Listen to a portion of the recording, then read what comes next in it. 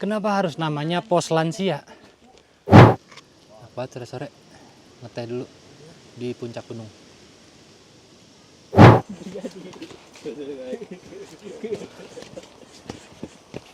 Tanjakan Naga Merah ini kita diminta untuk coba menghitung.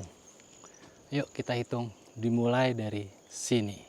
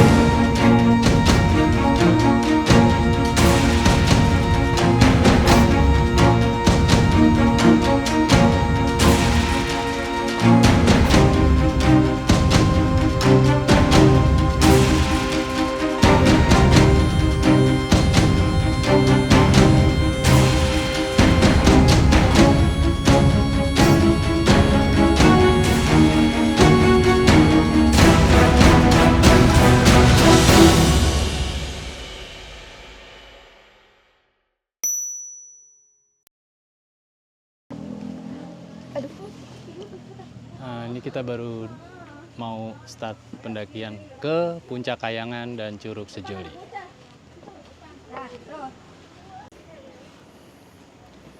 Kami mendaki bukan untuk menaklukkan alam, melainkan untuk merangkul satu sama lain. Belajar bahwa perjalanan terindah adalah yang dilalui bersama keluarga.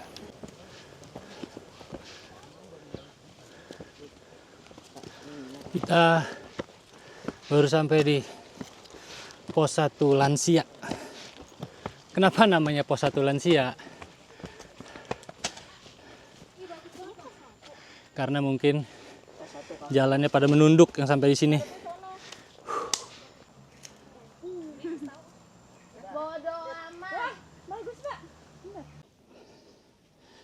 Kali ini gue lagi ke trekking ke Puncak Kayangan, yang sebenarnya lokasinya ada di daerah Sukamakmur. Di sini destinasinya ada Puncak Kayangan dan Curug Sejoli. Sebenarnya secara waktu tempuh dari base camp ke puncak tuh kurang lebih sekitar 2 jaman doang sih. Cuman karena gua bawa keluarga, bawa ponakan, bawa anak, istri, ya mereka pada minta ngecamp.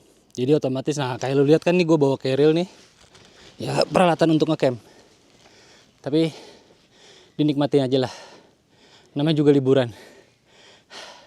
Mantap jalurnya, cobain. Puncak Kayangan dan Curug Sejoli. Langkah kami berbeda, tenaga tak selalu sama. Namun tujuan menyatukan segalanya. Keluarga adalah kompas yang menuntun hingga puncak cerita. Kita baru sampai di pos 2 lansia. Kenapa harus namanya pos lansia? Aduh, ini rombongan ibu-ibu lansia. Kaira kan kamu bukan Kaira kan kakek-kakek. Halo, gimana perjalanannya? Luar biasa. Seru gak? Seru lah. Treknya gimana treknya? Ini pertama kali The Sisters naik gunung. Karena biasanya itu tidak pernah ikutan. Karena biasanya mereka-mereka ini pada di Bawah udah langsung ada tenda. biasanya mereka-mereka ini pada di hotel. Baru kali ini kita ajak masuk hutan. Cukup sekali. Kan dia pecinta alam. Oh iya, kalau yang ini sering. Kalau yang ini mama hotel. Glamping, dia bukan camping, glamping. Aduh, jadi tadi kalau kita ukur secara waktu dari base camp ke pos 1 itu jaraknya kurang lebih waktu tempuhnya itu kurang lebih 10 menit, pos 1, pos 2 10 menit. Nah, pos 2, pos 3 kita nggak tahu. Kita lihat aja nanti. Tapi ini apa khusus Yuk. pos 1? Baru sampai pos 1 ternyata. Jadi Pos 1 lansia dan pos 2 lansia itu mungkin bisa dibilang pos bayangan.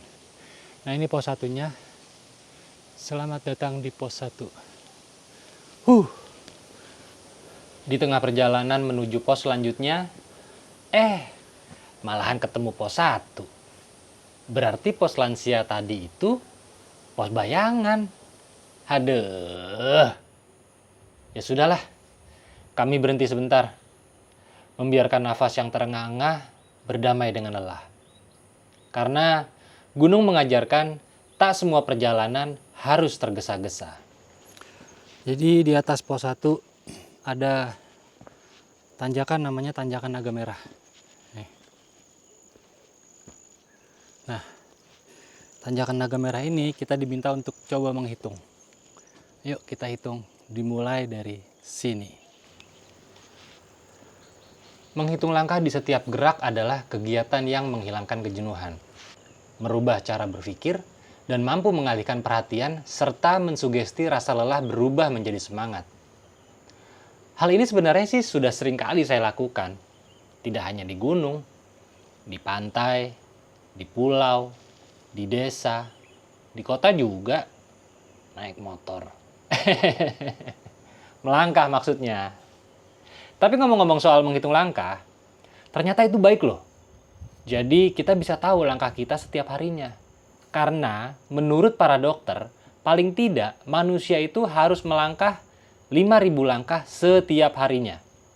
Nah, kalau kamu sudah berapa langkah hari ini? Jadi di tanjakan naga merah ini memang disediakan tali karena memang lumayan terjal ya jalurnya. Disediakan tali sambil masih menghitung tangga. Repotnya. Jalur yang sudah disusun rapi oleh pihak pengelola Gunung Kayangan ini berupa jalur yang bertangga-tangga. Menurut saya ada plus minus dengan jalur yang ada ini. Jalur bertangga-tangga model seperti ini plusnya yaitu jalur terlihat rapi, tertata, dan tidak licin. Tapi minusnya jalur ini adalah pedes di kaki. Ini menurut saya loh ya. Karena tiap orang beda-beda sukanya. Ada yang suka dengan jalur bertangga-tangga, ada juga yang suka dengan jalur berbatu, ada juga yang suka dengan jalur tanah dan berakar. Jadi penilaian saya terhadap jalur yang bertangga-tangga ini jangan dijadikan patokan loh ya. Ternyata ujungnya tanjakan naga merah itu adalah pos 2. Ini ujungnya. Ini pos 2-nya. Lihat. Pos 2.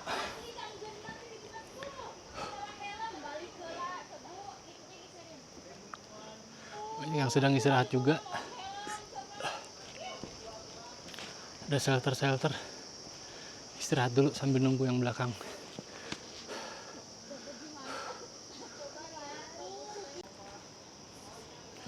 Kita lanjut lagi. Dari pos 2 menuju pos 3 dikasih trek bonus. Nah, semoga bonus terus sampai pos 3. Gas! Jadi emang ya, ini masih perjalanan dari pos 2 menuju pos 3 memang bener dikasih bonus sih. Trek terus, landai. Treknya landai terus. Tapi nggak tahu ya ke depannya. Barangkali tipuan. Kita lihat aja lah ke depannya. Nah ini hutannya juga lumayan rimbun. Dari pos 2 ke pos 3 lumayan rimbun hutannya. Bisa teman-teman lihat. Adem lah pokoknya.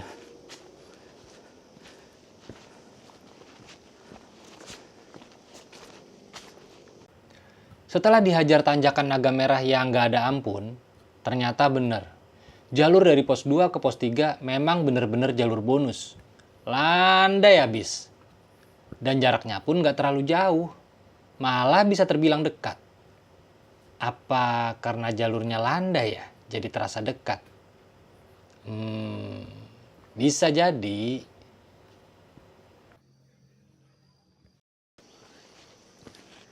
menuju pos 3. Oh, pos 3 di depan ternyata. Nggak jauh.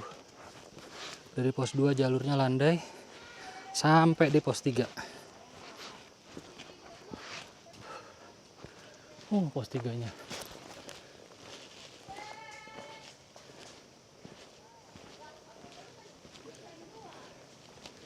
Ramai.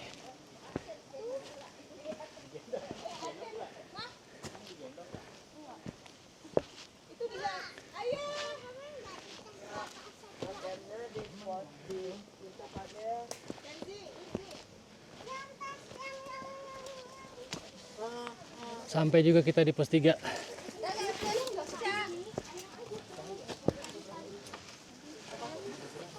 Ini ibu-ibu bapak-bapak piknik nih. Kalian ngefotoin nggak tadi? Enggak, maksudnya sajadahnya doang. Gimana? Capek. Ya Allah, tadi yang pakai tangga, yang pakai ituan ya, untung Kinar bisa ya.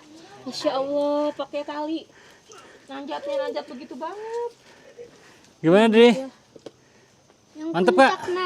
Seru perjalanannya? Anak kecil pada kuat.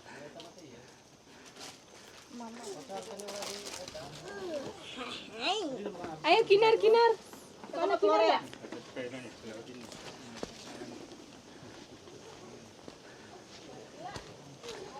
Gimana Raisa? Hah? Harusnya nggak usah ikut. Hah? Kok nyesel sih? Asik tahu?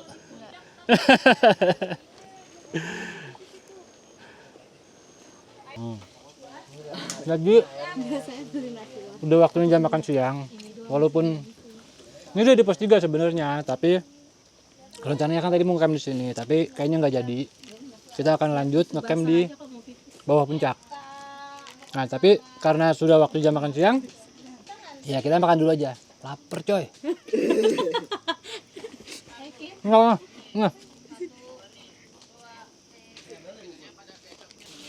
Ini toilet di pos 3. Dan itu shelternya. Ada yang jaga juga sih. Dari petugas memang nunggu di pos 3. Sekalian tadi dia benar-benarin toilet, dibersih-bersihin, dirapiin. Oke sih. Servisnya oke. Oke, sekarang kita mau lanjut menuju puncak. Rencananya tadi camp di pos 3 nggak jadi. Sekarang kita lagi perjalanan menuju puncak. Kita akan rencananya nge-camp di puncak. Kita lihat. Karena kata tadi akangnya itu kalau di pos 3 ada air. Tapi gelap. Nggak ada penerangan. Kalau di puncak nggak ada air. Tapi ada solar panel, ada lampunya, jadi setidaknya terang lah. Untuk masalah air, kita bawa air sih, cukup lah harusnya. Atau kalaupun memang harus nanti ngambil air lagi, ya turun lagi ke pos 3 aja. Karena jaraknya juga nggak terlalu jauh. Jarak tempuh kurang lebih sekitar 20 menitan. Yuk gas!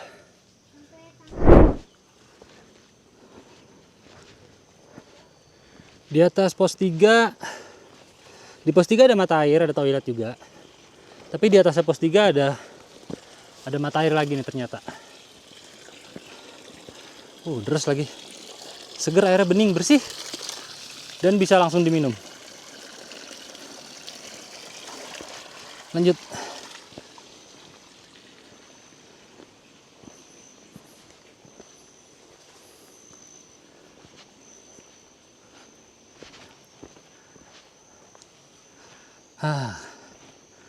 Kita menuju puncak melewati tanjakan Jakatarup. Tanjakannya lumayan bertangga-tangga.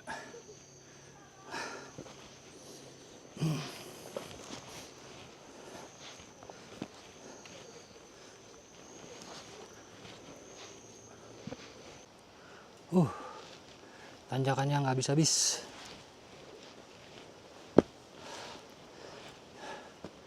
Sekarang ada banyak tanjakan di sini, nama-namanya.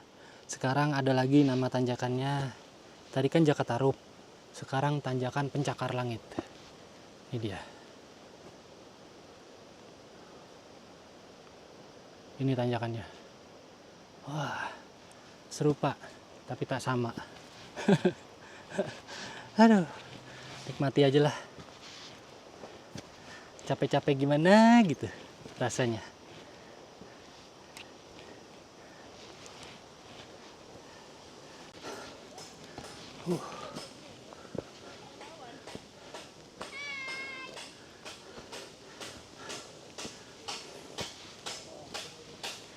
Akhirnya kita sampai puncak juga.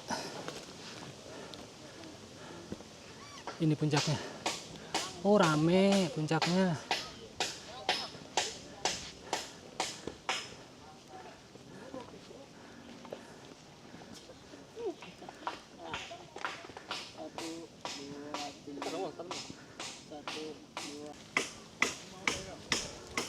Puncaknya rame, banyak warung, banyak spot foto-foto. Ini sedang dibuat warung juga. Ini warung yang sudah jadi. Ini buat spot foto. Rumah pohon.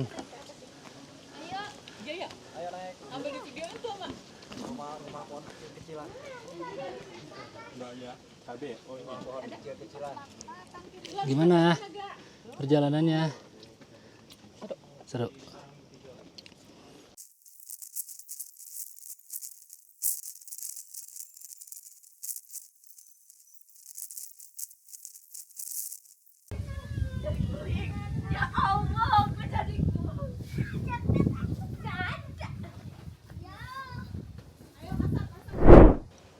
Menikmati suasana di puncak gunung setelah lelah mendaki merupakan bentuk apresiasi terhadap diri sendiri yang patut dinikmati. Di dalam pendakian, setiap langkah adalah cerita. Setiap langkah adalah hidup. Maka, ketika sampai di puncak, nikmatilah cerita hidupmu dengan caramu sendiri.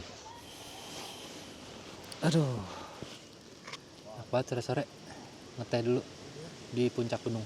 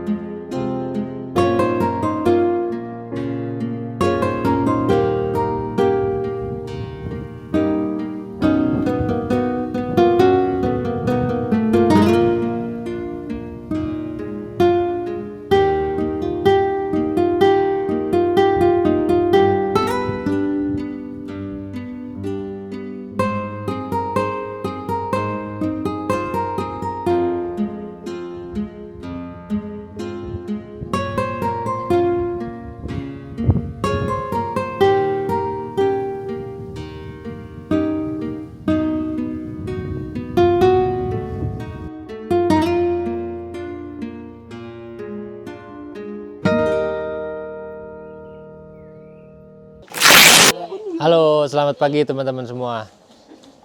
Tuan, ayo katanya mau tuh. Baru pada selesai foto-foto sunrise. Nah ini karena sebenarnya males juga sih foto-foto sunrise, tapi karena udah dibangunin juga ya udah sekalian aja lah foto-foto. Kebetulan juga udah lama banget kalau naik gunung nggak pernah foto sunrise sih. Nah karena gue juga ini bareng sama keluarga, sama istri, anak, ponakan, ipar dan segala macam, dan yang bucil-bucil kecil-kecil, jadi mereka pada pengen lihat sunrise. Nah sekarang ini kita lagi pada mau sarapan. Ya biasa lah ya, kalau memang udah urusan sama dapur pasti mama nih yang pada berkreasi. Ini dia nih lagi pada masak-masak nih.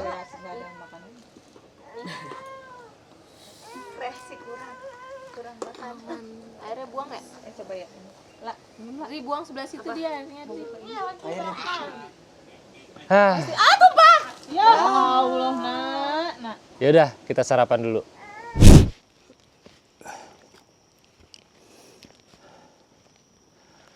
Ini baru dari puncak, kita akan menuju ke Curug Sejoli. Ini jalurnya namanya Jalan Selendang Bidadari. Kita akan ke sana terus.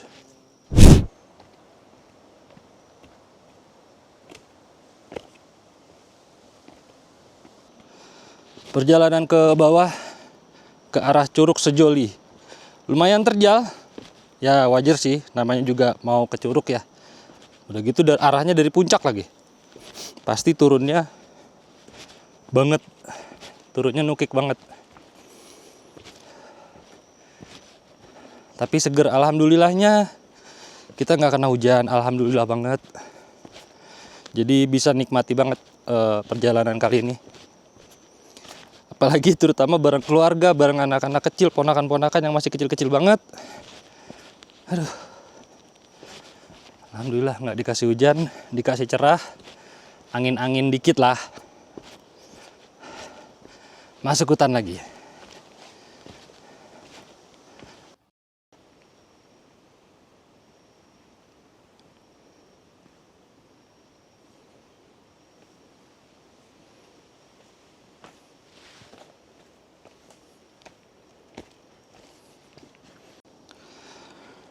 Nah, kalau teman-teman dari puncak Kayangan mau menuju Curug, turun ke bawah, itu nanti ketemu pertigaan. Ke kanan itu ke Curug Nyumput, ke kiri itu ke Curug Sejoli. Nah, kita akan menuju ke Curug Sejoli. Yuk.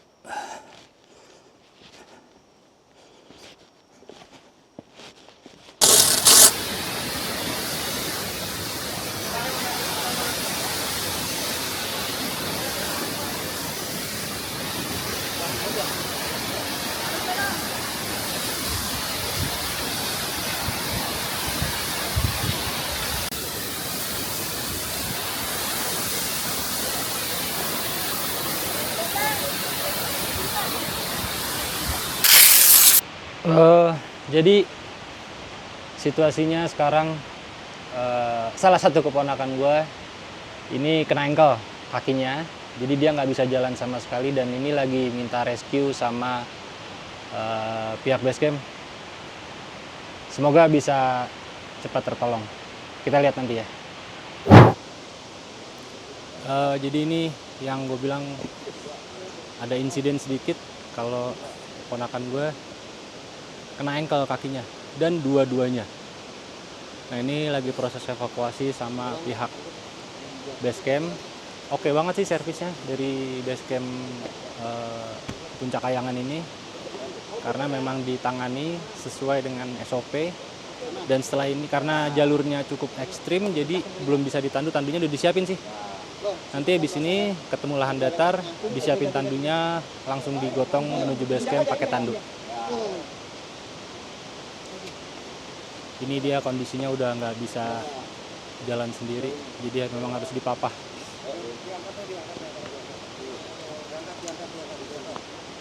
Ini do ini nih. Awas, hati-hati, hati-hati. Hati-hati, hati-hati. Up. Dah. Alhamdulillah.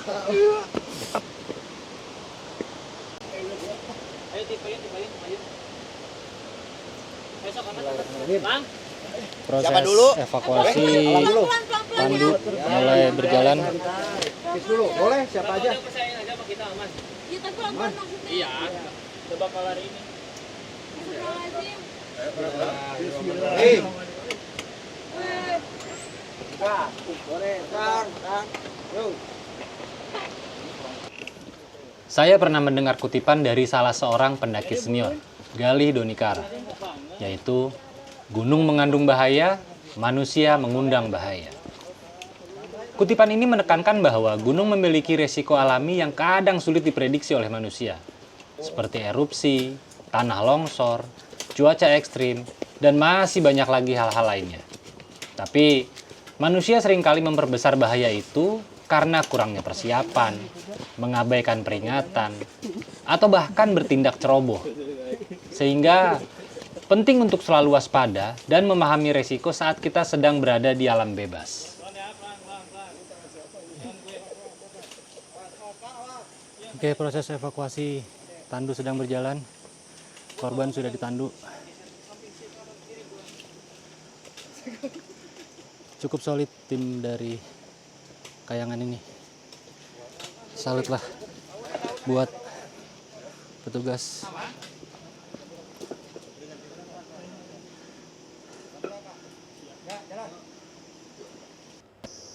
Kegiatan pendakian gunung memang banyak mengandung resiko. Ada banyak hal yang bisa terjadi ketika sedang berkegiatan di alam. Dari mulai hal kecil sampai hal paling besar yang tidak diinginkan sama sekali oleh siapapun. Faktor penyebabnya pun banyak. Ada faktor internal, ada faktor eksternal. Kita jabarkan satu-satu ya. Faktor internal, yaitu faktor yang disebabkan dari diri kita sendiri, seperti persiapan fisik, mental, pengetahuan tentang ilmu pendakian, perlengkapan, dan logistik. Semangat! Terus, faktor eksternal. Faktor eksternal ini disebabkan oleh alam, seperti gangguan binatang, medan, cuaca, dan masih banyak lagi hal-hal yang bisa terjadi di luar kendali kita. Kalau mau dijabarkan lebih detail lagi dari masing-masing faktor, pasti akan panjang banget. Tapi kalau teman-teman mau tahu lebih detail, teman-teman bisa cari referensi dari banyak sumber. Dari buku, video, tutorial pendakian, atau kita bisa duduk bareng aja yuk, sharing-sharing ilmu dan pengalaman. Menarik sih ini. Istirahat dulu apa langsung, Kang? Ya, istirahat dulu lah. Istirahat dulu. Ya, bentar. Bawah. Ya. Pelan aja. Oh, pelan, siap.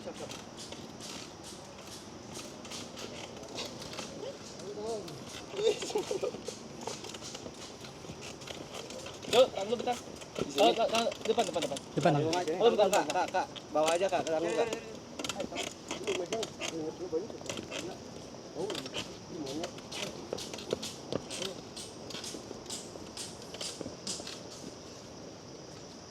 Alhamdulillah langsung ditangani.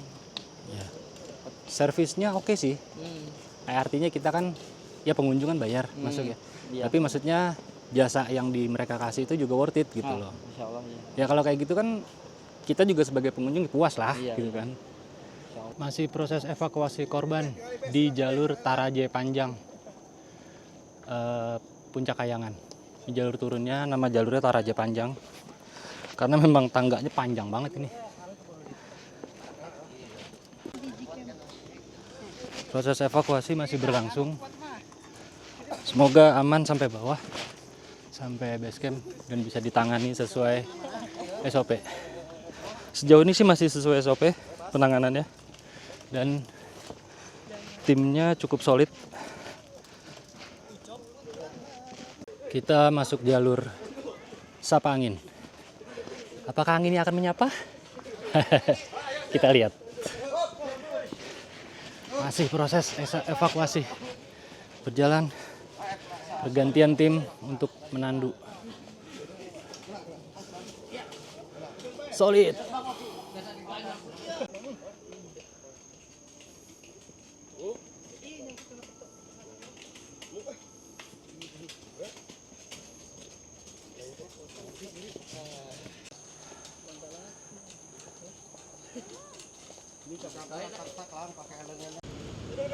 Proses evakuasi korban udah mau sampai base camp, insya Allah mudah-mudahan aman.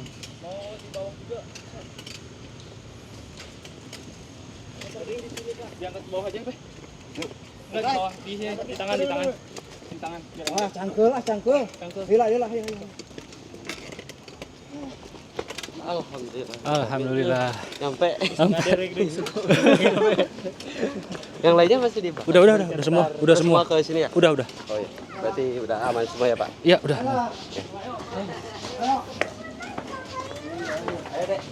Si Ade.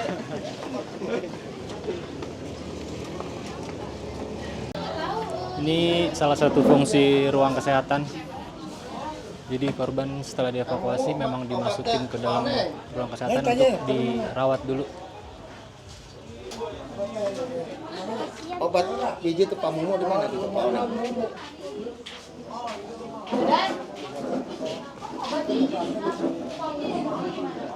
Bang, kakak, yap. Thank you banget tadi. Sama-sama. Udah nge-rescue ya. Siap. Nge-rescue. Jadi memang tadi kan ada insiden lah ya, kalau ada kebetulan rombongan saya sendiri. Jadi ini teman-teman dia adalah Raka namanya. Dia salah satu ranger di Gunung Kayangan ini. Ya, kebetulan tim evakuasi langsung. Kalau misalkan ada yang kenapa-napa, konfirmasinya langsung ke saya. Nanti saya sendiri yang naik atau bawa rekan yang dari bawah yang naik. Betul. Nah, kejadiannya kebenaran hari ini di tim gue sendiri.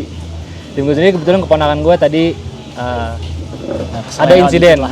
Ankle-nya kena dan gue kebetulan ketemu, dan ternyata memang di Gunung Kayangan ini hampir di setiap ada banyak titik lah petugas yang jaga, dan gue langsung laporan ke mereka langsung kontak by HT ya. Betul. By HT ke base camp langsung Naik ke kirim atas. tim ke TKP.